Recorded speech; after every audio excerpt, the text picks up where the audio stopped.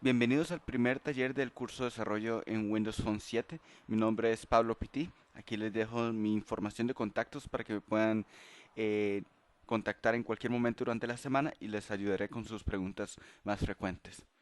Para la agenda de este primer taller vamos a ver lo siguiente, que es Windows Phone, una breve pincelada de qué es el sistema operativo, etcétera. Veremos las herramientas que se deben instalar para poder desarrollar en Windows Phone, también cómo se instala en Windows 7 y cómo se instala en Windows 8. Haremos una breve demostración de nuestra primera aplicación en Windows Phone, una muy sencilla aplicación. Veremos algunos conceptos básicos de diseño, lo que es el diseño absoluto, el diseño automático, etcétera. También veremos algunos contenedores de diseño como el Canvas, Stack Panel y el Grid. Y finalmente, para cerrar la parte del diseño y el primer taller, vamos a ver lo que es la vista panorámica y vista pivote, y a su vez veremos un demo breve de cómo funcionan estas vistas. Y para empezar, Windows Phone es la plataforma desarrollada por Microsoft, viene a ser la plataforma móvil que es sucesora a Windows Mobile. De hecho, si notan, la interfaz de Windows Phone 7 es mucho más renovada, más fresca, diferente a lo que era un Windows Mobile. En el concepto como centro en Windows Phone es put people first, que significa poner a las personas primero, a lo que más me interesa, a mis seres queridos, a mis redes sociales, a mis amigos, mis contactos, etcétera. También con la última versión de Windows Phone 7 Tango vienen a mejorar algunas cosas como integración, mejorar las comunicaciones, hacerlas mucho más inteligentes, hacerlas mucho más rápidas, mejor integración con las redes sociales, etcétera. Y notarán también que el concepto de la interfaz gráfica cambió totalmente. Se le conoce como interfaz gráfica moderna o Modern UI, donde tenemos las aplicaciones por un lado y las aplicaciones que son mosaicos en nuestra página de inicio, que pueden ser mosaicos normales, que no tienen ningún tipo de interacción con el usuario más que ser un vínculo hacia, por ejemplo, la configuración, etcétera. También tenemos lo que son mosaicos vivos, que vienen a notificar al usuario, como por ejemplo cuántos mensajes tengo, mis correos electrónicos, cuántas llamadas perdidas, feeds de Twitter, etcétera. Y también con estos mosaicos vivos, cuando se integran socialmente, cuando se integran con los contactos, etcétera, vienen a ser concentradores de información o hubs. Y ya con esos conceptos en mente, podemos entrar a la parte de las herramientas necesarias para programar en Windows Phone. En este caso, como primer herramienta sería el lenguaje de programación que se estaría utilizando. En este caso, tenemos dos lenguajes de programación como tal para lo que es la lógica, y lo que es el diseño sería un solo lenguaje. Tenemos C Sharp como uno de los lenguajes de programación, tenemos Visual Basic.net, y para lo que es el diseño viene a ser Silverlight o XAML. En este caso, al ser un lenguaje de marcado, se parece bastante a lo que es XML y HTML con el tema de los tags, de apertura y cierre de tags. Silverlight, a pesar de que existen rumores de que va a cerrar la plataforma, etcétera, sinceramente no es cierto. Si vemos cómo ha evolucionado la plataforma, también vemos que en programación de Windows 8 e incluso en Windows Phone 8 se sigue utilizando Silverlight como medio para realizar interfaces gráficas. Entonces Silverlight vino para quedarse y ha ido evolucionando durante sus diferentes versiones. El IDE que vamos a utilizar va a ser el Visual Studio 2010 en su versión Service Pack 1. Puede ser cualquier versión, puede ser la Express, la Ultimate Professional, que la verdad no hay ninguna diferencia a la hora de utilizar el SDK. No afecta en ninguna forma al programar. El Windows Phone SDK, la versión que estamos utilizando es la 7.1.1, que va a instalar componentes como el Zoom, que es no solamente para transferir datos de media, como por ejemplo fotos, música, etcétera, sino también para poder hacer las pruebas de las aplicaciones que desarrollemos en nuestro Windows Phone. Expression Blend viene a ser una herramienta de ayuda para las personas que son diseñadores en especial, para realizar animaciones, diseño, sin tocar mucho código. Es una herramienta que viene a facilitar ese lado. También tenemos el XNA Game Studio para realizar gráficas de 2D y 3D. Y finalmente lo que es la herramienta de Silverlight para lo que es el diseño. El dispositivo Windows Phone no es obligatorio tenerlo para poder desarrollar aplicaciones, aunque se recomienda para ciertas funcionalidades como probar la cámara, probar el GPS, probar el acelerómetro, etcétera. Pero el emulador trae bastantes funcionalidades como para no necesitar exclusivamente un dispositivo Windows Phone. Pero ya para hacer pruebas mucho más concretas, más realistas, sí sería una buena opción tener un Windows Phone. La forma en que se instala las herramientas es la siguiente. Primero verificamos que todos los componentes del sistema operativo estén actualizados. Muy importante antes de empezar a instalar cualquier programa en general. Procedemos a instalar Visual Studio 2010 en cualquiera de sus versiones, incluso puede ser la Express. Repetimos el paso 1 porque normalmente esos programas traen varias actualizaciones durante el tiempo. Estamos ya en 2012, entonces hay bastantes actualizaciones que hay que realizar.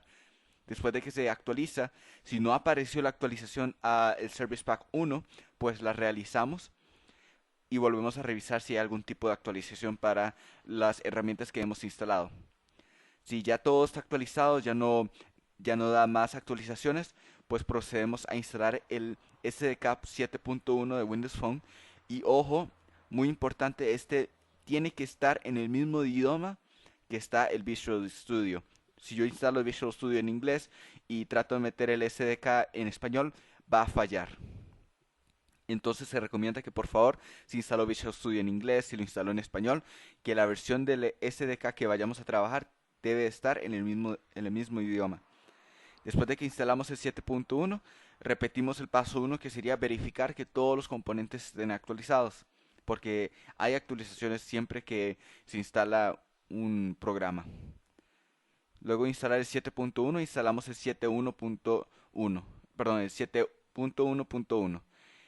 Y esto se debe a que el 7.1 es una instalación por sí sola, es todo el SDK. El 7.1.1 es una actualización al 7.1. Entonces trae componentes como correcciones, el emulador para Windows 8. Ahorita veremos que cuando se instala el SDK en Windows 8 tiene algunos problemas y este 7.1.1 viene a mejorar esos problemas y a mitigarlos. También trae para emular en dispositivos de 256 de RAM o 512. De nuevo, este SDK debe estar en el mismo idioma que instalamos el Visual Studio 2010.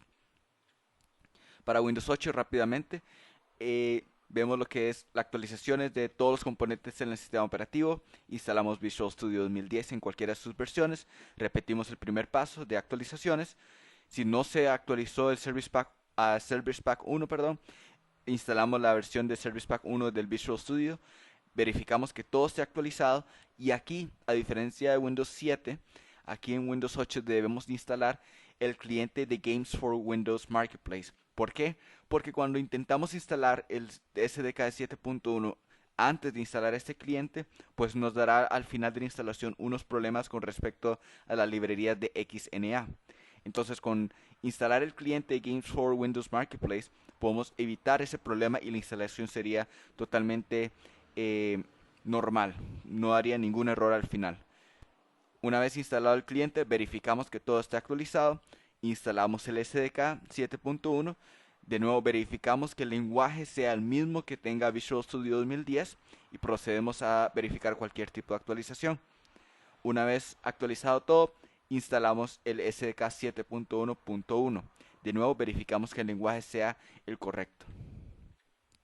Una vez que ya tenemos todos los componentes instalados, podemos proceder a desarrollar nuestra primera aplicación de Windows Phone. Sería una muy sencilla aplicación que vamos a realizar. Entonces procedemos a abrir nuestro Visual Studio 2010. En este caso yo estoy usando la versión Ultimate. Si ustedes tienen la Express no hay ningún problema.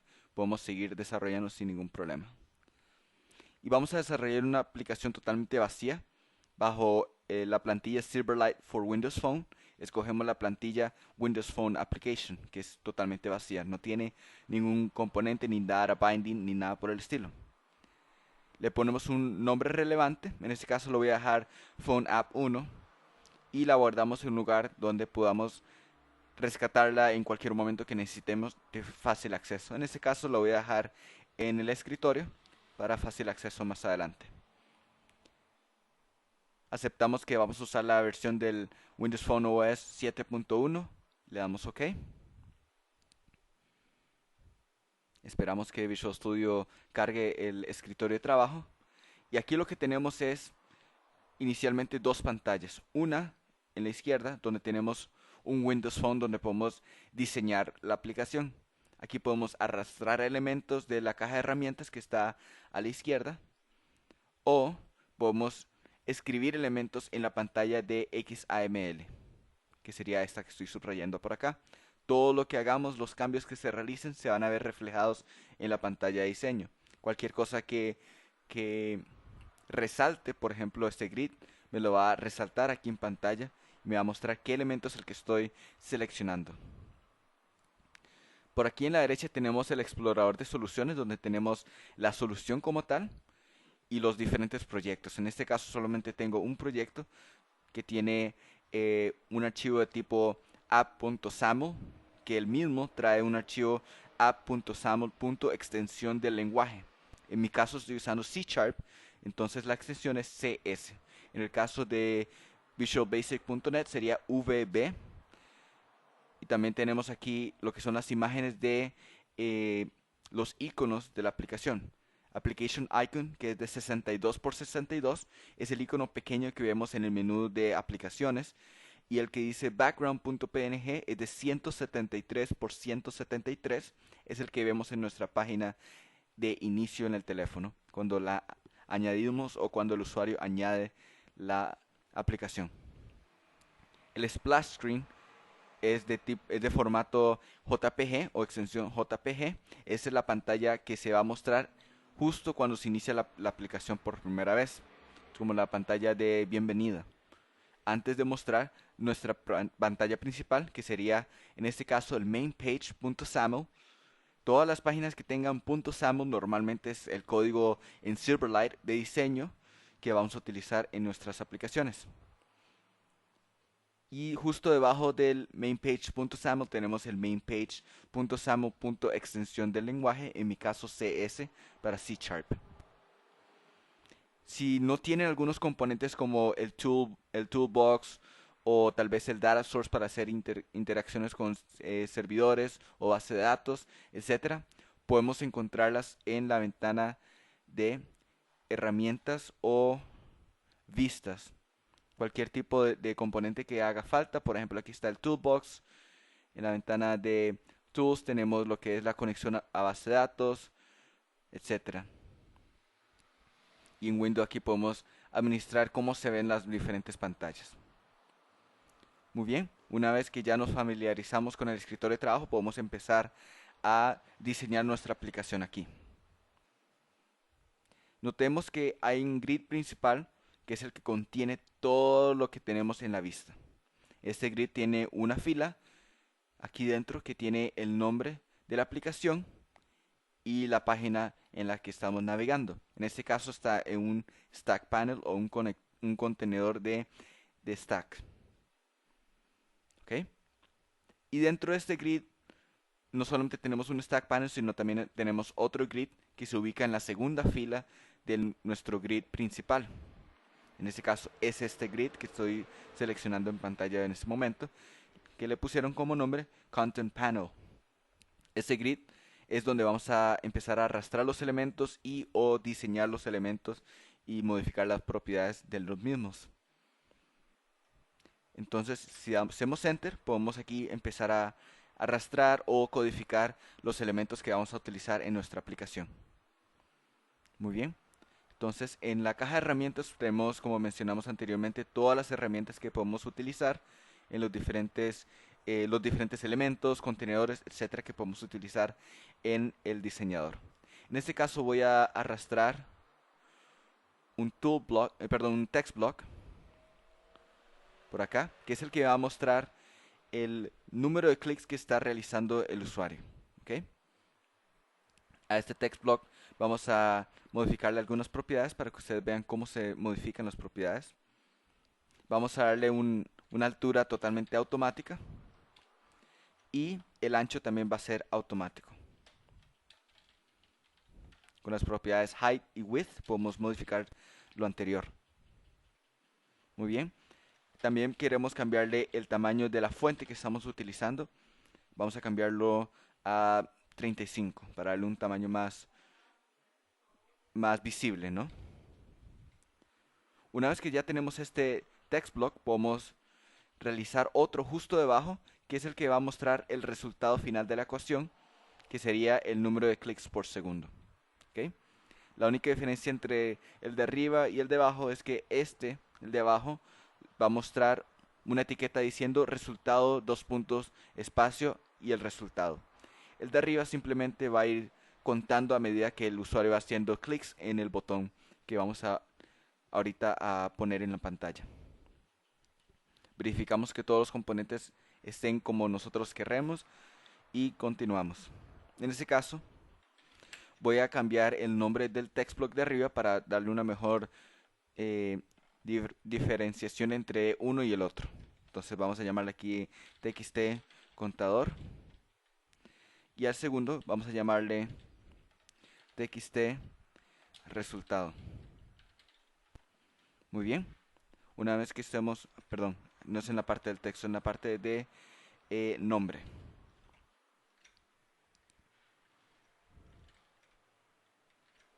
Una vez que estemos satisfechos con lo que deseamos diseñar, podemos continuar arrastrando, en este caso, dos botones. Uno que va a ir justo debajo, por acá.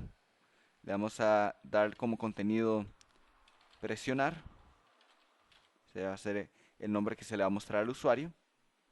El tamaño y todo lo demás se lo dejamos exactamente como está.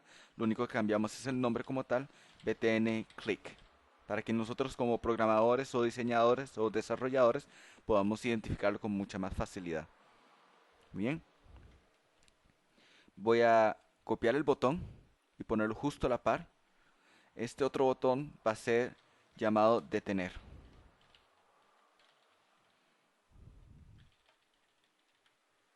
Nombre que se mostrará al usuario es detener y el nombre que le daremos aquí es btn detener. Y eso lo que va a hacer es detener la aplicación de seguir contando cuántas veces hace clic el usuario y va a mostrar finalmente el resultado. Muy bien. Una vez que tenemos todos los componentes en pantalla, de hecho por acá podemos borrar el texto porque no vamos a mostrar las palabras textblock sino otras cosas. Una vez que tengamos todos los componentes listos, podemos hacer la prueba en nuestro emulador para ver si el diseño es lo que nosotros esperamos. Para ejecutar la aplicación en el emulador, simplemente le hacemos clic al botón Start Debugging, que parece como si fuera el botón de Play, y ya estaría ejecutando. Justo en la barra a la par del botón de Play tenemos un listbox para seleccionar los diferentes componentes que podemos utilizar. Sería el emulador de 512 RAM o el emulador de 256, o si tenemos un dispositivo desbloqueado para desarrollo podemos escoger la opción y desarrollar y probar nuestra aplicación en el teléfono directamente. Y pues aquí, una vez que ya tenemos el emulador corriendo, podemos ver el diseño final que va a tener la aplicación. Tal vez no la funcionalidad que queremos por el momento, porque eso habría que programarlo ahorita, pero el diseño es este el que vamos a querer en nuestra aplicación. Para que no dure mucho abriendo y cerrando el emulador, lo que yo recomiendo es hacer back aquí en el emulador para que simplemente deje de correr el debug y podamos seguir trabajando con mucha más facilidad en nuestra aplicación. Una vez que ya tenemos el diseño que nosotros deseamos, podemos continuar a realizar la programación de código detrás. En este caso, en nuestro explorador de soluciones, lo abrimos y buscamos en este caso el mainpage.xaml, le damos clic al rectángulo, perdón, al triángulo que tenemos aquí a la izquierda para revelar el código debajo y le damos doble clic al código debajo. Este sería el ambiente que vamos a utilizar para desarrollar nuestra lógica de la pantalla principal. En este caso, para este ejemplo, vamos a realizar dos variables globales. Una es de tipo integer y la otra es de tipo datetime. Ambas las voy a hacer privadas. ¿Ok? Private int contador. La primera va a capturar el momento justo cuando se presiona el primer clic en la aplicación. Y el otro va a llevar el conteo de cuántos clics ha realizado el usuario. Entonces, ¿cómo yo me doy cuenta cuándo es el primer clic? Pues el truco que estoy utilizando para esta aplicación es deshabilitar el botón de detener. ¿Por qué? Porque si yo abro la aplicación por primera vez y no presiono nada y lo doy clic a detener, va a realizar la ecuación que más adelante veremos y iría a dividir entre cero nuestra división, lo cual es totalmente inválido y incurriríamos a un error, a una excepción. Entonces, para evitar ese problema, vamos a deshabilitar el botón. Entonces buscamos btn detener.isEnable igual a false y de esa forma deshabilitamos nuestro botón. Voy a correr un momento el emulador para que puedan apreciar la diferencia. Aquí pueden notar que el botón está como grisáceo y ya no lo puedo presionar. A diferencia del botón presionar que sí cambia de color incluso cuando yo lo presiono. Muy bien. Una vez que ya tenemos eso establecido, vamos a continuar. Necesitamos que el contador siempre esté en cero cuando inicia por primera vez. Entonces, ¿qué vamos a hacer? Vamos a devolvernos a nuestro diseñador. Vamos a darle doble clic al botón que dice presionar y él automáticamente va a generar nuestro evento de clic. Entonces dijimos anteriormente que vamos a revisar que el botón detener esté deshabilitado. Entonces hacemos un simple if btn detener punto isEnable igual, de hecho podemos dejarlo así para hacerlo más corto el código. Ese signo de admiración al principio es como decir el no, el contrario de alguna propiedad o algún control que estemos revisando. En este caso no necesito poner el igual a falso o igual a verdadero, porque en la programación de los booleanos podemos hacer la revisión como tal la estamos haciendo en ese momento. Si estamos revisando si es habilitado, verdadero o falso, y él va a retornar la expresión correcta. Si no es falso, si es falso, perdón, vamos a contar el momento justo cuando empieza la aplicación.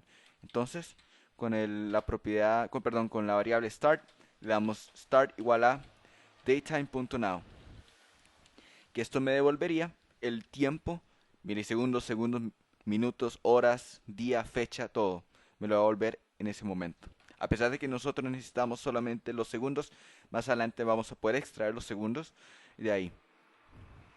Justo cuando se inicia la aplicación, vamos a habilitar el botón como tal. Voy a copiar esta expresión. La vamos a cambiar a true.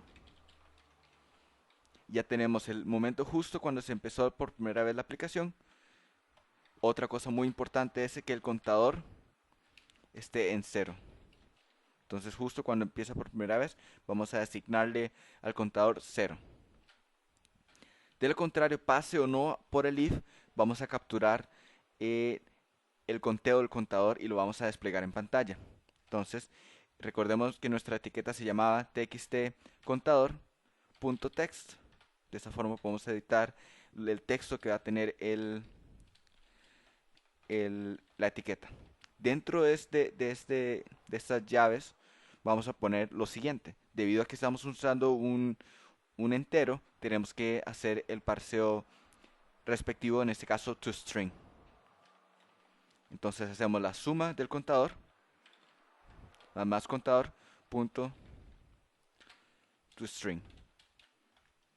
De esta forma va a desplegar la información necesaria.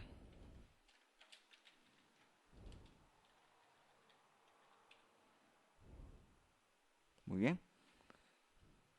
Una vez que ya tenemos eso listo, podemos proceder a probar.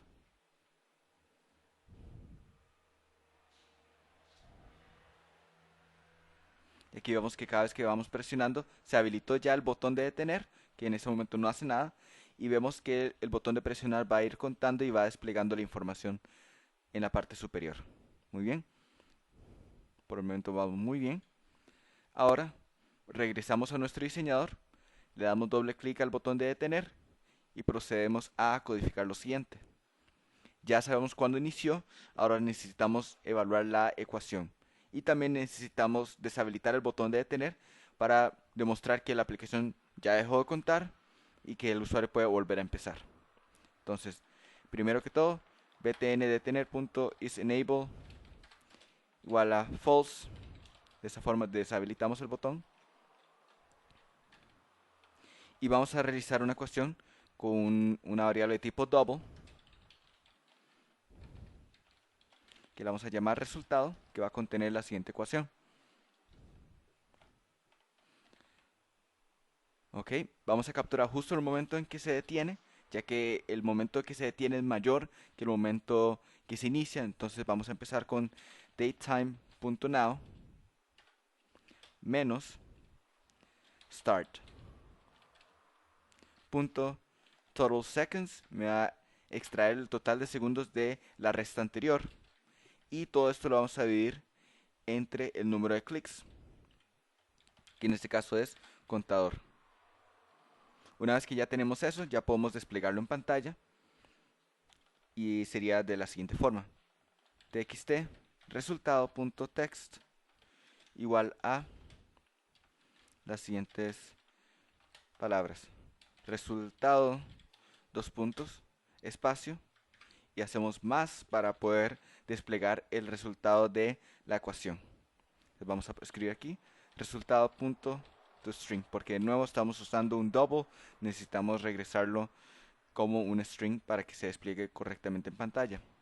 También ahora podemos aprovechar que ya tenemos el uso del txt de resultado y lo vamos a borrar cada vez que inicie por primera vez la aplicación. De lo contrario, va a mostrar texto aunque volvamos a empezar. Muy bien. Entonces, para recapitular antes de correr el emulador con la aplicación, tenemos dos variables, una de tipo datetime, que va a tomar el tiempo justo cuando inicia por primera vez la aplicación, otro que se llama contador, que va a contar el número de clics que estaría realizando el usuario. Este sería de tipo entero. Cuando se inicialicen los componentes, quiero que de una vez el botón de detener esté deshabilitado y que cuando haga el primer clic revisemos si el botón está deshabilitado con esta expresión. Si está deshabilitado efectivamente, pues capturamos el momento justo cuando se hace el primer clic y habilitamos de inmediato el botón de detener. También necesitamos que el contador esté en cero, porque si por X o Y razón el usuario la usó y detuvo la aplicación y volvió a empezar, necesitamos que el contador vuelva a cero. Muy bien. Una vez que también esté en cero y que consideremos que el usuario está volviendo a empezar la aplicación, en este caso, o el juego, pues que borremos el texto de txt resultado. Indiferentemente si entra o no en leaf, vamos a desplegar lo que tenga el contador. Lo vamos a desplegar en el txt contador.text. Aquí hacemos la conversión porque recuerden, estamos usando un entero, necesitamos desplegarlo con un string, y esta propiedad de text solamente recibe strings. Una vez que ya el usuario quiso detener la aplicación o detener el juego, pues podemos deshabilitar el botón de detener. Hacemos la ecuación, que sería un resultado de tipo double para que me devuelva los decimales. En este caso la ecuación sería la siguiente: capturamos el momento justo cuando se detuvo la aplicación menos cuando se inició en el momento de la aplicación, en tiempo. De esta resta extraemos el total de segundos por medio del punto total seconds, y de toda esta resta los segundos los vamos a dividir entre el contador. Una vez que ya tenemos la ecuación, vamos a desplegar en pantalla el resultado. Entonces en txt resultado.text igual a el siguiente contenido: resultado, dos puntos, espacio, más el resultado en formato toString, porque recuerden, estamos usando un double. Ok, en este caso ya tengo mi aplicación corriendo, el botón de detener está deshabilitado, presiono por primera vez, muestra el número de clics que he realizado, ahí contó el momento, empezó a contar también el momento en que se inició la aplicación y de una vez puedo detenerlo. Y al detener la aplicación, detiene el conteo y muestra el resultado de eh, la ecuación. Y una vez que hago presionar de nuevo, puedo volver a empezar el contador y seguir presionando y presionando y obtener un resultado. Que de hecho en este caso la ecuación está, si no me equivoco, al revés.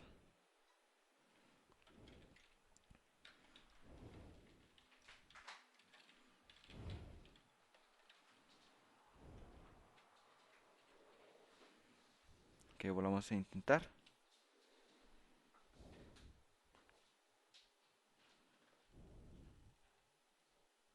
Ahora sí. Y ese sería el resultado que me regresa la aplicación. Y con este primer demo eh, tenemos una sencilla aplicación en Windows Phone.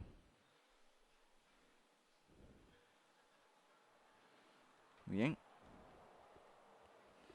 Ahora, hablamos un poco sobre el tema del diseño, cómo se ven los componentes en pantalla, etcétera. No le dimos mucho diseño en nuestra aplicación, pues era una demo muy sencilla de cómo funciona una aplicación sencilla en Windows Phone. Pero cuando hablamos de diseño tenemos que tomar en cuenta la ubicación de los elementos en la pantalla, cómo se ven los colores entre uno y el otro, si el fondo está con un color muy extraño, que las letras no den un efecto visual muy extraño y no placentero al usuario. Entonces todas esas eh, cosas, elementos, animaciones, tenemos que tomarlas en cuenta a la hora de presentar la interfaz al cliente. Porque dependiendo el diseño que tenga, la animación, cómo el usuario interactúa con la aplicación, va a hacer que el usuario use o no nuestra aplicación con más o menos frecuencia. En este caso, Silverlight, para poder diseñar, nos da los controles de Canvas, Stack Panel y Grid para poder contener los diferentes elementos en la pantalla. Y con estos elementos nosotros podemos cambiar las propiedades y obtener un mejor diseño. En este caso, cuando usamos el contenedor de Canvas, tenemos un diseño absoluto donde nosotros definimos qué tan de arriba o qué tan de la izquierda están los elementos de en pantalla. Y esto ignorando el tamaño de la pantalla. En este caso, para aclarar un momento, los dispositivos de Windows Phone 7, ninguno tiene más resolución que el otro.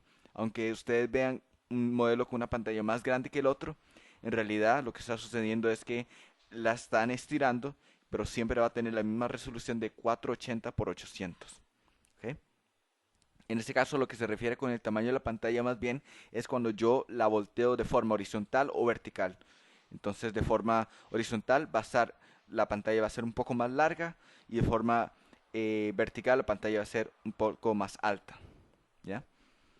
El diseño dinámico, a diferencia del anterior, pues es mucho más dinámico y se acomoda a el tamaño del contenedor. En caso de que el contenedor esté amarrado a las esquinas o a los márgenes de la pantalla y se voltee la pantalla, el contenedor va a cambiar su tamaño. En este caso, los componentes y elementos que están dentro del mismo van a cambiar a su vez. También tenemos lo que es el diseño automático y asterisco, donde nosotros podemos darle una propiedad automática, por ejemplo, a la altura o al ancho, como vimos anteriormente, o a las filas y a las columnas, etcétera.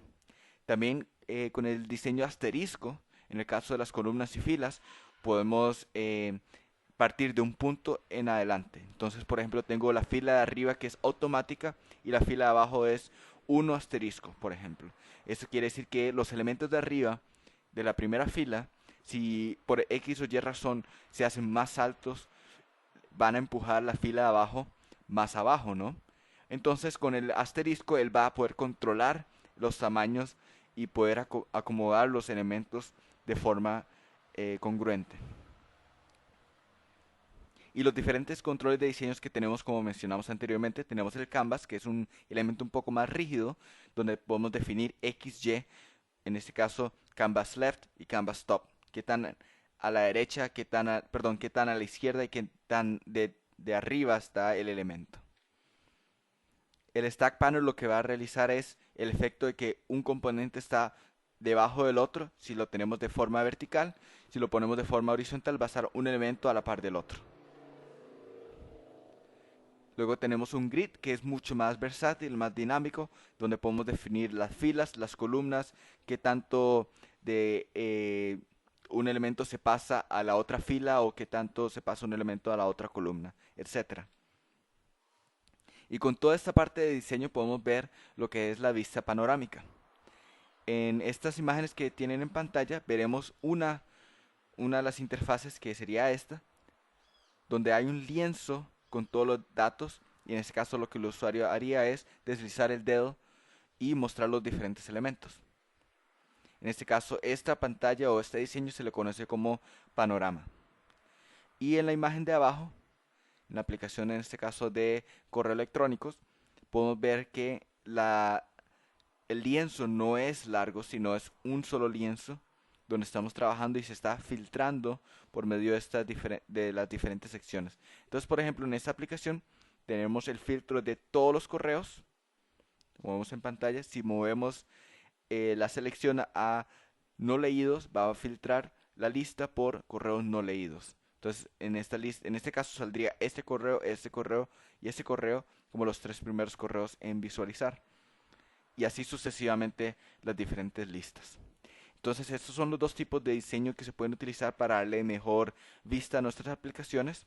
Aparte del diseño de página donde no hay interacción de este tipo de filtrado.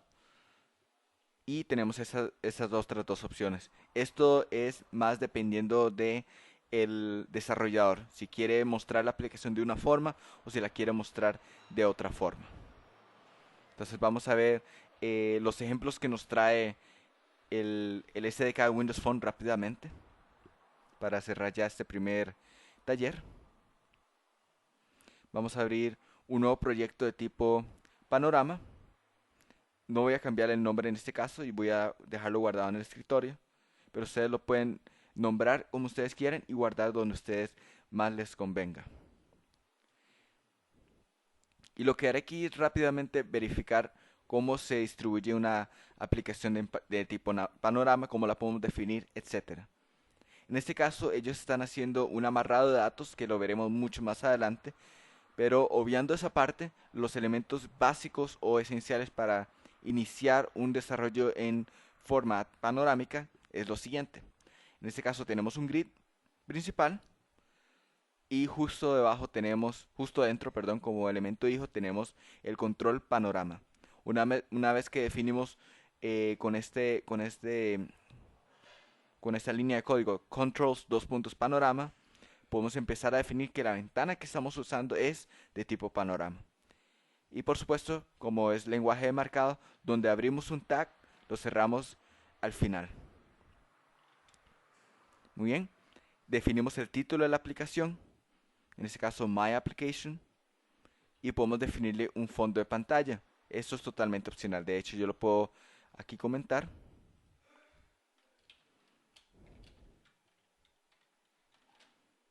Como vemos aquí en pantalla. De hecho esta parte más bien va acá abajo. Puedo comentarlo y la aplicación sigue corriendo, nada más que no va a tener el fondo de pantalla que le establecimos al principio.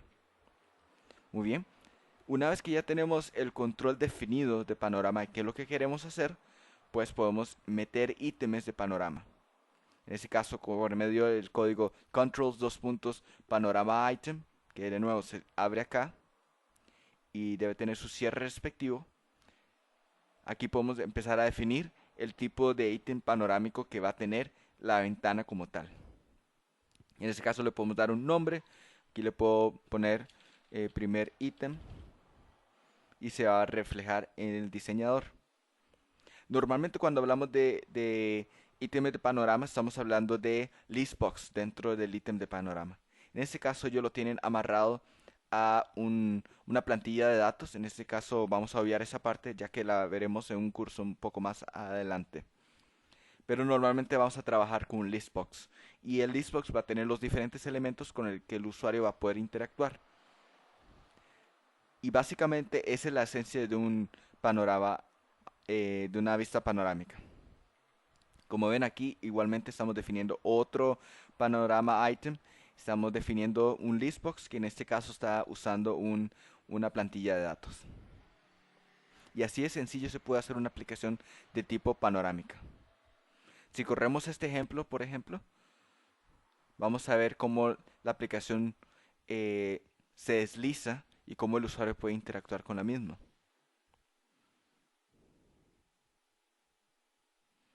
Muy bien. Entonces el usuario va a mover el dedo a través del lienzo y va a poder ver o visualizar los diferentes elementos. Si notan acá, aparte de los números que tenemos por acá, que son números de debug o diseño del procesador, gráficas, etcétera, tenemos una vista parcial de lo que viene después del ítem primero. Entonces eso va a despertar la curiosidad o la intuición en el usuario de que hay algo más y que puede revelarlo. Esa es la esencia de la vista panorámica. Si en el caso de que yo la diseñe de forma que no se ve lo que viene después, pues va a perder el efecto y la esencia de la vista panorámica y va a ser un poco más como la vista pivote. Entonces tratemos de que cuando vayamos a diseñar una aplicación de tipo panorámica, pues que el usuario pueda ver un pedazo o un trozo del siguiente elemento en la lista para que le dé la noción de que hay algo más, que él puede explorar más. Y aquí tenemos una lista de ítems, aquí en un listbox, y así es como se trabaja un panorama normalmente.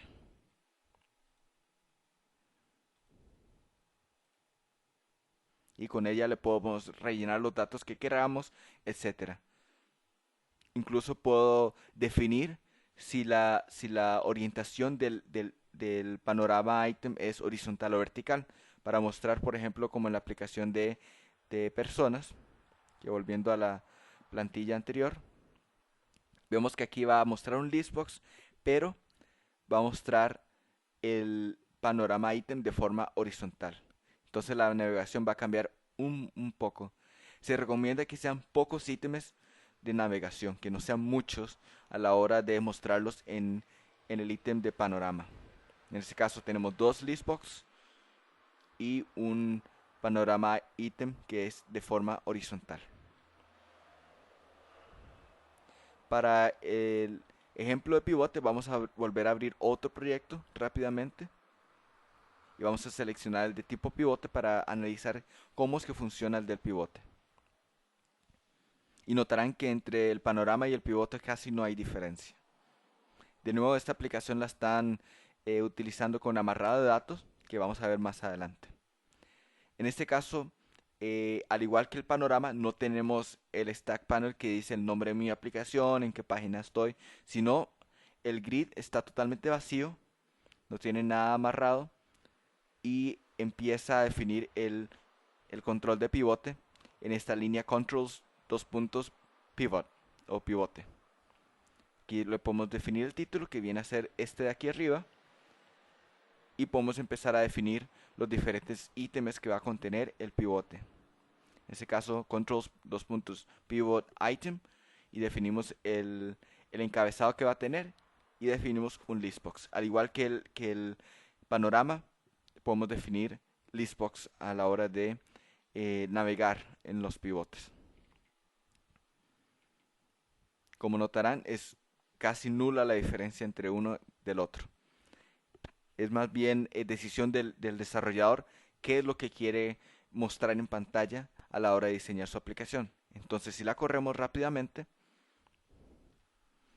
notamos que la interacción es un poco diferente. No tenemos un trozo de lo que viene más adelante, como vimos en el de panorama, pero siempre tenemos un título como deshabilitado, por decirlo así, o en gris de lo que viene. Que cuando yo hago un slide o un swipe, se va a correr y va a revelar qué es lo que tiene el segundo ítem.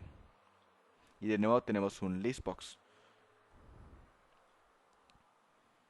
De nuevo, estos dos tipos de plantilla el diseñador o el desarrollador puede usarlas sin ningún problema, pero debe de tomar en cuenta cómo se va a usar en nuestra aplicación y cómo se verá. Bien, y con eso terminamos nuestro primer taller de desarrollo de Windows Phone. Espero que les sirva. De nuevo, mis contactos se los vuelvo a presentar en pantalla para que me puedan contactar durante la semana y me puedan hacer las preguntas respectivas. Les agradezco su tiempo y espero que pasen un buen día.